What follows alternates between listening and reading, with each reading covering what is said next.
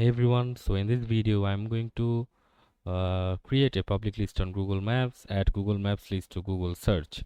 So let's just jump into the video. So first of all, you need to search for my maps on Google, and as you can see there is the Google My Maps. You have to just click on it, and for creating a new map you have to click on the upper left part, create a new map, and after that you just click on create, and after selecting the create option you just have to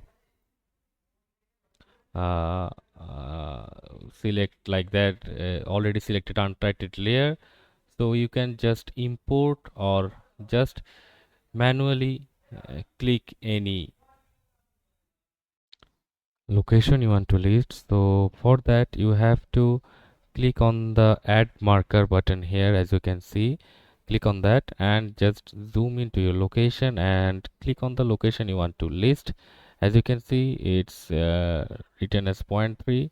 Let's give it a name, just example 1, and you can save it, and we can add another location like here, and we can just edit the name again, example 2, and save it. And we can also add another location like this, uh,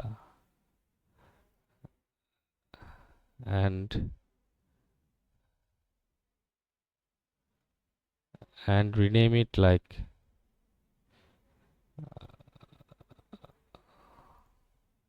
example 3 and save it. So as you can see, we can now also edit the layer name here. So let's say um,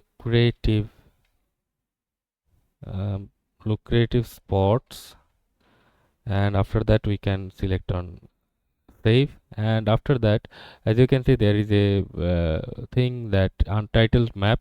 So this is the main category that will be available on the map. So let's just say Romania attractive place, if places. So after that you can just write any description here and just click on save, and after that you can just